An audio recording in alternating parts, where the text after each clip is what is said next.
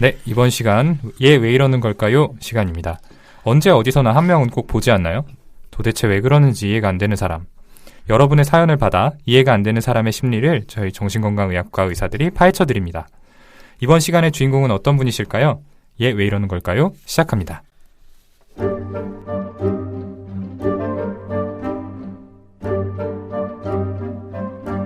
저는 32살 남자입니다. 중학교 때부터 알고 지낸 친구 A의 심리가 궁금해서 사연을 보냅니다. A는 페이스북, 인스타그램에 많은 팔로워를 가지고 있는 유명인이죠. 예전에 싸이월드 할 때에도 워낙 잘생긴 데다 사진을 많이 올려서 인기가 많았었어요. 당시에도 하루에 몇 번씩 미니홈피에 접속해서 사진에 달린 댓글을 확인하고 잘 나온 사진을 올려야 한다면서 수시로 셀카를 찍어댔던 예의 기억이 납니다. 근데 요즘 들어서 이 친구가 예전과는 좀 달라졌어요.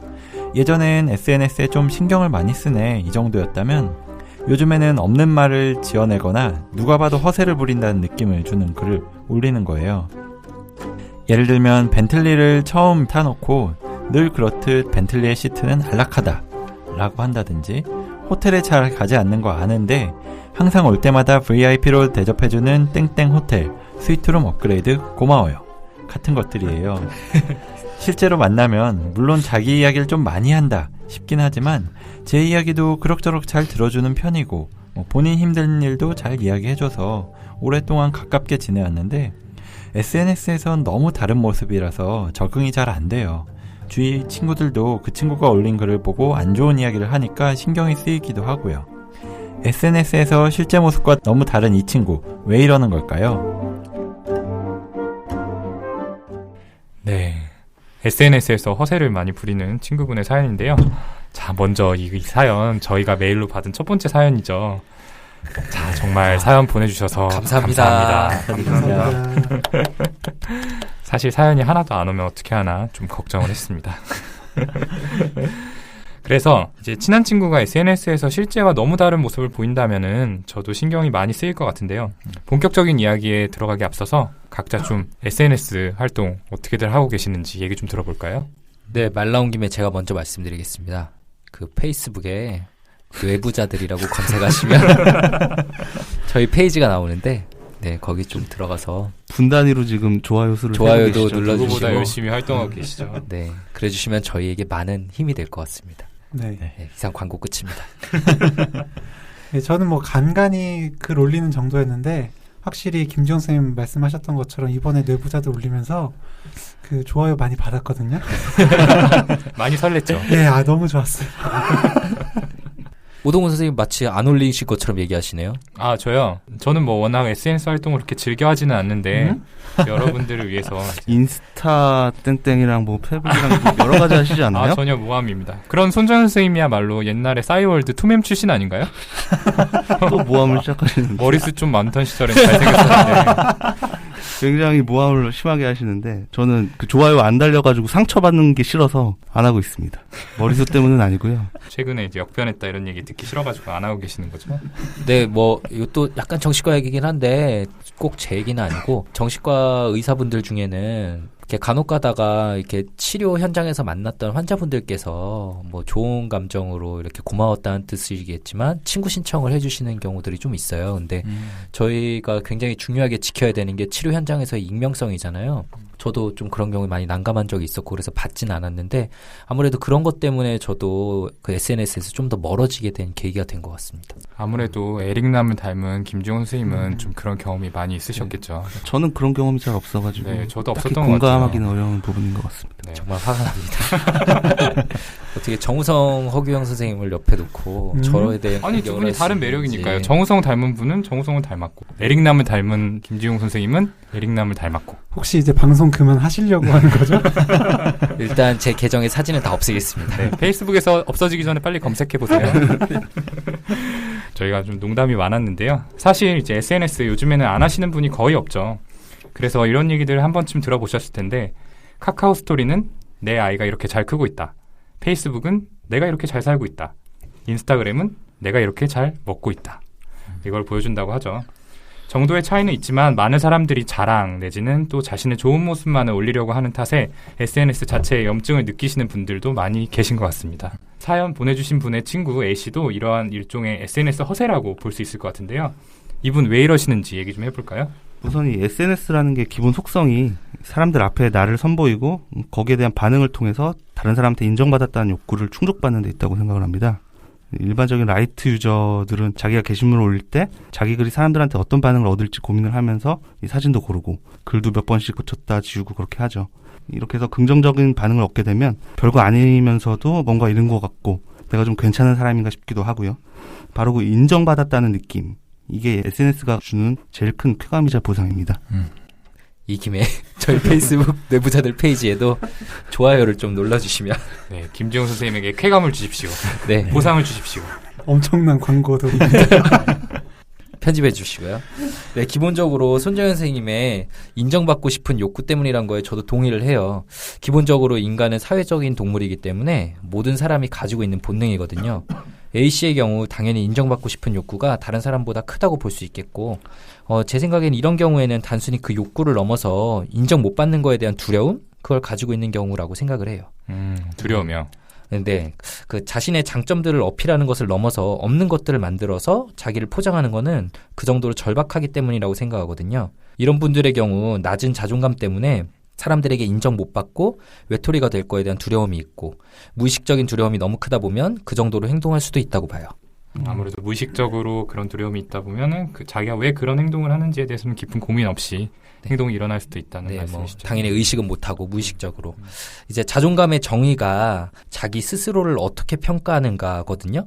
그래서 남들이 나를 어떻게 보더라도 나만 자존감이 높으면 신경 쓰지 않고 편하게 살 수 있는데, 자존감이 낮으면서 남들이 나를 어떻게 평가하는가에 초점이 맞춰지면 이런 행동까지 할 수 있다고 저는 봐요. 예, 자존감 낮은 분들에 대한 얘기를 하셨는데, 이런 분들은 자신을 사랑받을 가치가 없는 사람으로 생각을 하고 비하를 하죠. 사실은 다른 사람이 보기에는 충분히 괜찮은 사람인데 자신이 보기엔 부족하고 못난 부분만 보이니까 사랑을 받고 인정을 받지를 못하는 거예요. 사실 주변에 괜찮은 친구 중에 소개팅 시켜준다고 하는데도 에이, 야, 나 같은 애가 무슨 여자친구 사귀냐? 라면서 거절하는 친구 있지 않나요? 그런 경우도 많고, 특히 여기 사연 보내주신 A씨 같은 경우에는 이렇게 낮은 자존감을 채우기 위한 방법으로 SNS 허세라는 미숙한 방법을 선택하신 것 같아요. 얼마나 간절하게 타인들에게 인정받고 싶었으면 이런 방법을 사용하게 되었을까 하는 생각에 좀 안타까운 마음도 드네요. 네. 그러니까 A씨는 낮은 자존감 때문에 인정받고 싶은 욕구가 남들보다 높다. 혹은 외톨이가 되는 거에 대해서 심한 무의식적인 두려움이 있다. 그래서 그 욕구를 채우고 두려움을 피하기 위한 방법으로 SNS를 이용했다. 이 정도로 정리를 해볼 수 있겠네요. 근데 계속 반복해서 나오는 얘기인데, 낮은 자존감이라는 게 어떻게 형성이 되는 걸까요? 예, 자존감이라고 하는 거는 일반적으로 어린 시절의 양육자에 의해서 결정되는 부분이 큽니다. 어린 아이 때는 혼자서 할 수 있는 게 아무것도 없으니까 전적으로 양육자, 대개는 부모죠.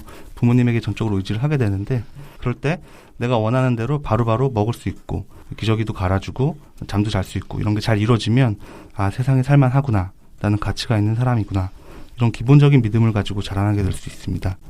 반대로 학대를 당하거나 무관심 속에 방치를 당하게 되면 내가 부족하고 문제가 있어서 이런 일이 생기는 거다 라는 생각을 가지고 자라나게 됩니다. 그런데 혹시 이 방송 들으면서 나 자존감 낮은 것 같은데 이거 우리 부모님 탓인가? 이렇게 결론 내리시면 안 되는 게, 좋은 양육에 의해서 자존감이 잘 형성이 됐다가도 이후에 성장을 하면서 겪게 되는 이 사회적인 여러 환경 요인에 따라서 얼마든지 변할 수가 있습니다. 친구 관계나 학업에서의 실패, 이런 개인적인 경험들이 해당됩니다. 네. 이 자존감에 대한 기본적인 정신과 이론을 손정현 선생님께서 이해하기 쉽게 아주 잘 설명을 해주셨는데요. 제가 조금 더 설명을 덧붙여 볼게요. 앞서 손정현 선생님이 말한 것처럼 갓난아기 때는 부모님의 순도 100%짜리 사랑을 받잖아요. 근데 자라나면서 점차 많은 사람들과 얽히고, 그러면 이제 모두가 나를 좋아하지는 않는 거구나, 이걸 깨닫게 돼요. 근데 그 완전 무결한 100%의 사랑을 받던 시절이 사실 아이로서는 굉장히 그립죠. 그래서 계속해서 사랑받기 위해서 다른 사람들이 원하는 모습에 자기를 맞추고 또 인정을 받으려고 이렇게 노력을 하게 됩니다. 그래도 대부분의 경우에는 사람들이 자라나면서 모두가 자기를 좋아할 수 없다라는 사실을 받아들이고 거기에 대해서 집착을 하지를 않죠. 근데 너무 엄격하거나 또 성취만 강요하는 그런 부모님 밑에서 자란 경우에는 부모님한테 인정받는 거에 집착을 하게 되고, 또 그런 어린 시절의 경향이 선생님, 친구, 또 주변 사람들로부터 인정받는 것으로까지 연장이 되게 됩니다. 모두한테 인정을 받는 성공적인 인생을 살면 좋겠지만 사실 그런 사람들 여기에도 없잖아요. 그죠. 네. 그게 불가능한 건데 계속해서 그 불가능한 목표에 도전하다 실패하게 되니까 자존감은 낮아지고 그럼 더 인정을 받고 싶고 이런 이제 악순환의 사이클을 돌게 되는 거죠.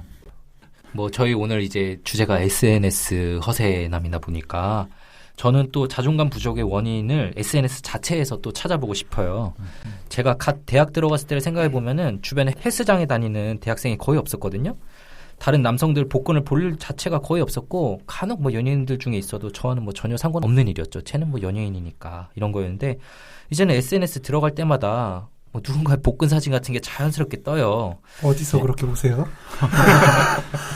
아, 이게 찾아보시는 거 되게 아닌가요? 많더라고요.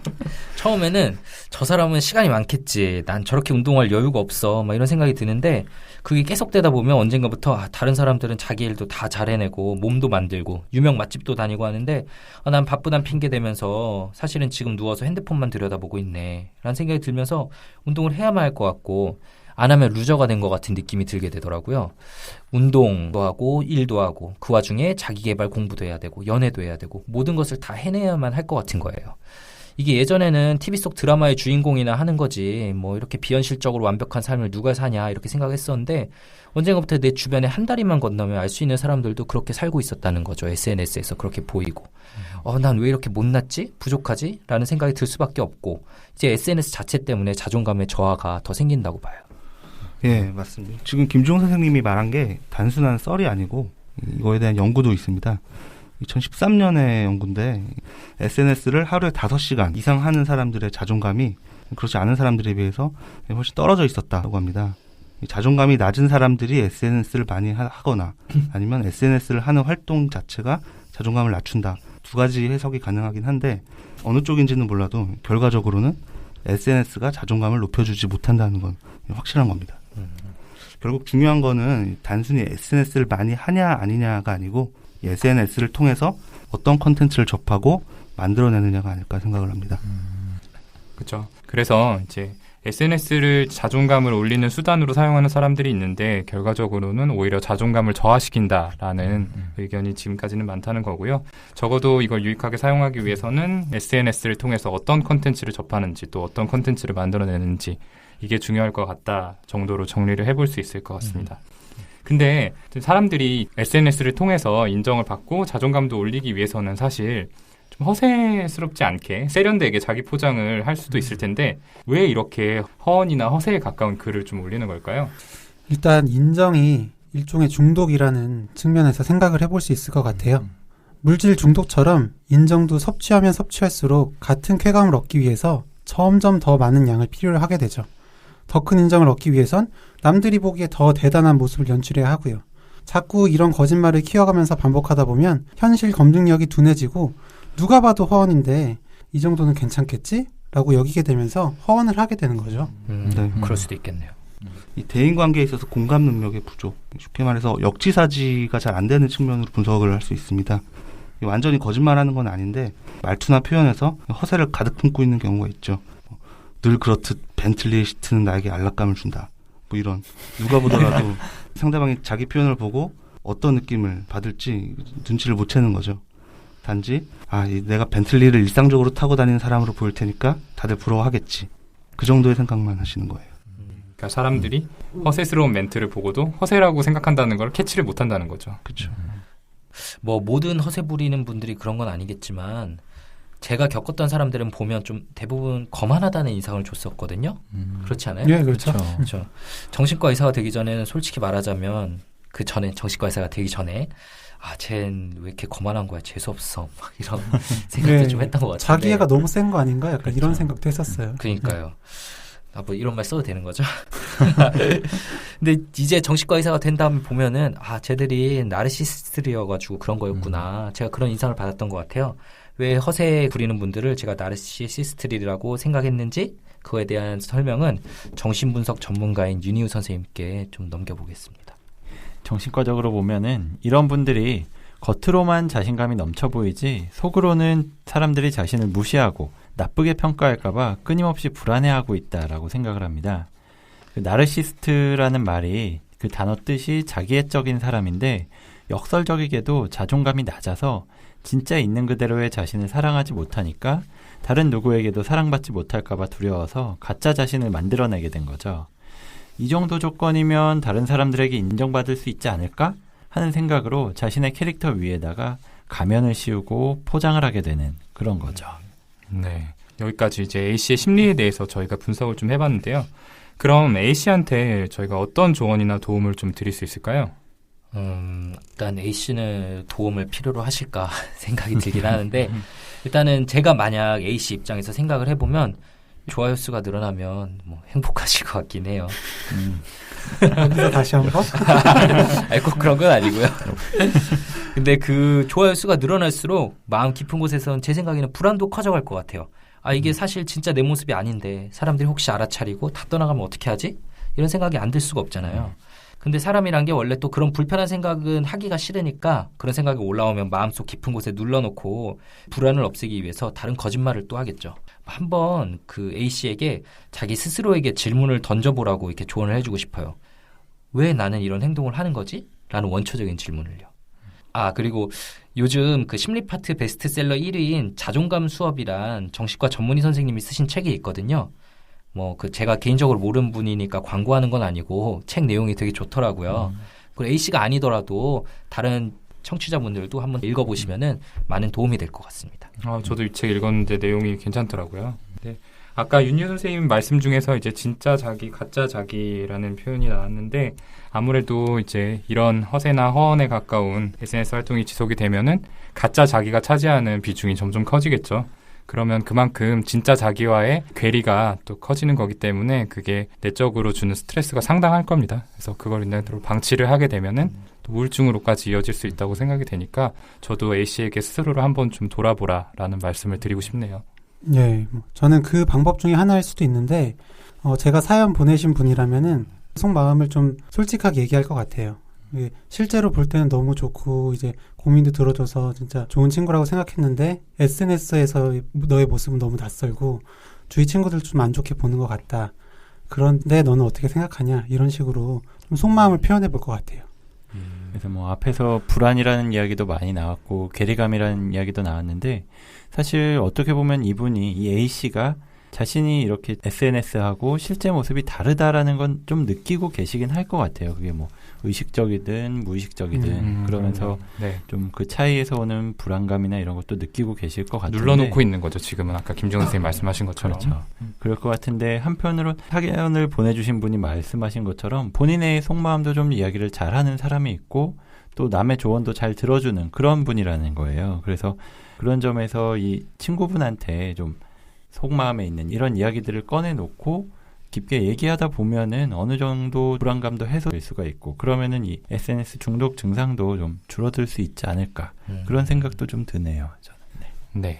여러 선생님들 말씀을 들어봤고요. 이제 쭉 이야기를 하다 보니까 영국의 퍼거슨 경이 하신 말씀이 또 한 번 떠오르네요.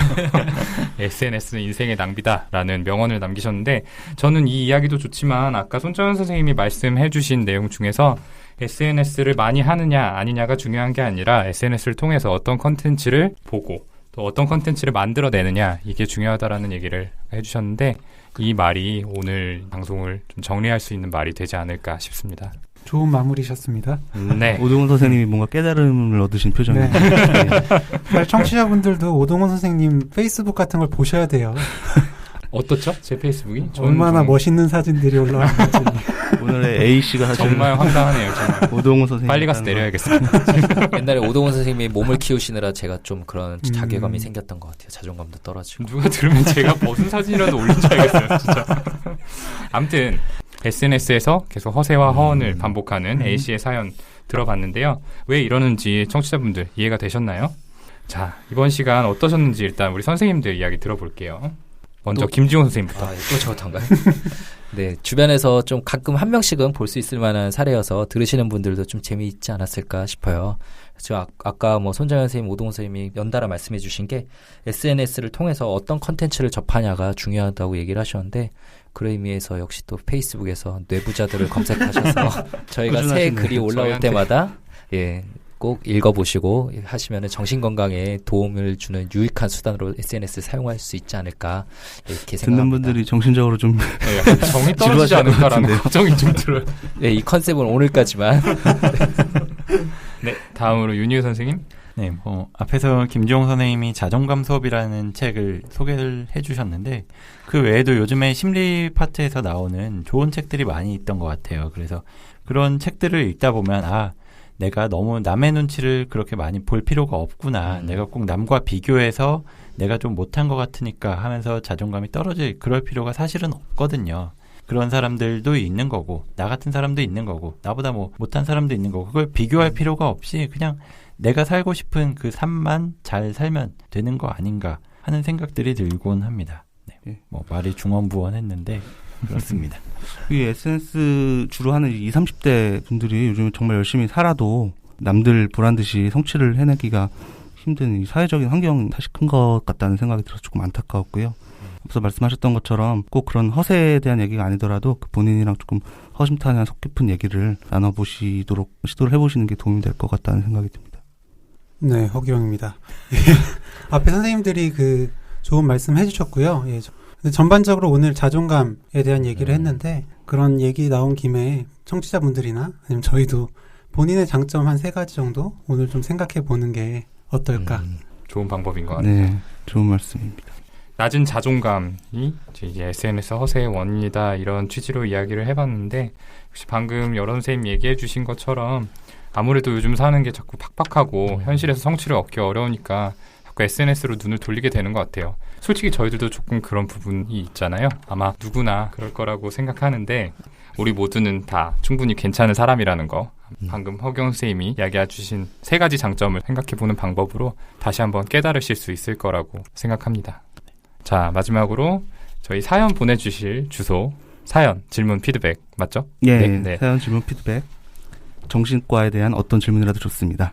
예, brainrich 숫자 6 gmail.com brainrich 6 gmail.com입니다. 많이 자연스러워지셨네요. 네, 오늘 방송 그럼 이 정도로 마무리해보도록 하고요. 저희는 3화에서 다시 더 재미있고 유익한 콘텐츠로 찾아뵙겠습니다. 저희들 내부자들이었습니다. 감사합니다. 들어주셔서 감사합니다.